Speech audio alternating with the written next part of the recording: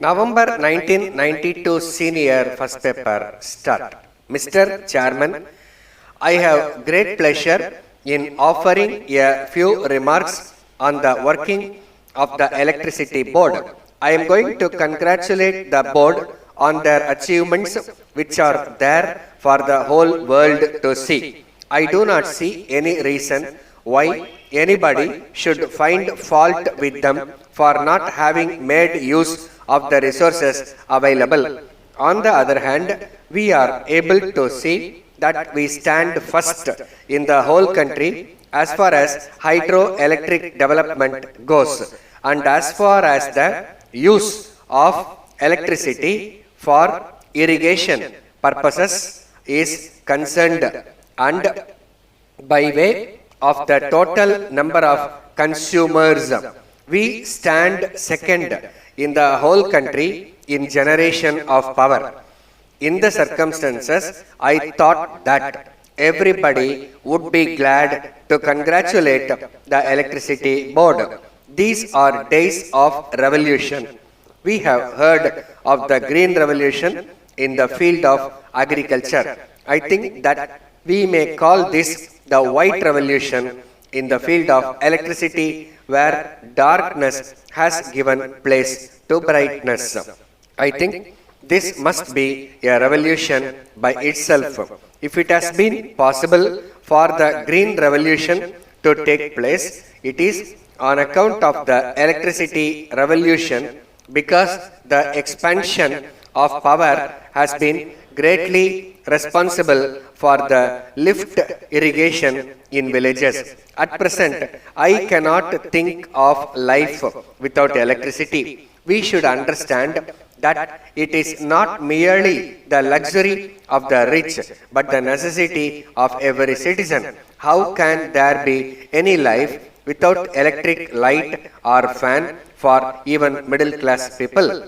Speaking about electric power, I have no doubt that we can really be proud of the achievement in the rural electrification.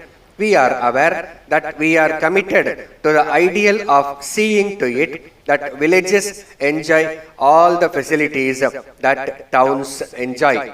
Great progress has been made in the supply of electricity to villages, and we find that every village is going to be electrified before the end of this year. We are not far behind, and I am happy about it. Electricity fails now and then, and as a result, there is darkness. I would very much appeal to the board to see that the transformers are strengthened and every necessary step is taken to see to it that such failure is minimized to the extent possible. But I am happy in another way. We are in charge of a few hostels where there are children from villages, and I am happy that the Harijan colonies are being fast electrified. They must be electrified as soon as possible, because when the boys in the hostels go home during the holidays, they do not have these amenities at home. I would very much like to appeal that there should be a community hall in each such colony, provided with a bright light supplied free by the government, where all the children may be able to read when they go home during vacation. I hope this will be given top priority. Reference was made to the power cut, and it is hoped that this would be eliminated at least next year. I have my own fear about this.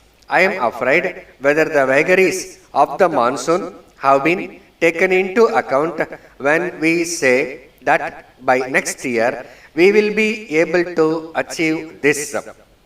I agree that we have to cooperate with the government and see that all the restrictions are observed. Here, I would like to make an appeal to all the departments of the government to see that there is absolute economy in the use of electricity.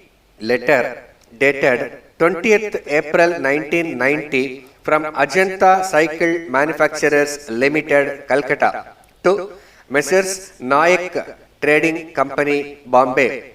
Dear sirs, with reference to your instructions, we have booked your order for 200 pieces of Ajanta cycles complete with accessories. We are sorry to inform you that on account of irregular power supply in this region during the past 1 month, our program of production has suffered very much and it has resulted in huge backlog of orders. So, we are afraid that it will not be possible for us to execute your order according to the schedule of delivery agreed upon. We are trying to fulfill our commitments to the best of our ability, but even then, supply may be delayed by 3 or 4 weeks. We very much regret the inconvenience caused to you, especially in view of our long and satisfactory business relations with you. However, in the circumstances that we have mentioned above, it will not be possible to entertain any claim for compensation since the delay is due to factors which were entirely beyond our control. Although we have suffered some losses due to this dislocation in our production schedule, we are ready to maintain the price agreed upon if you agree that the full quantity ordered will be accepted when supplied. We await your early reply in regard to the matter and we assure you of our best attention at all times. Yours faithfully. Stop.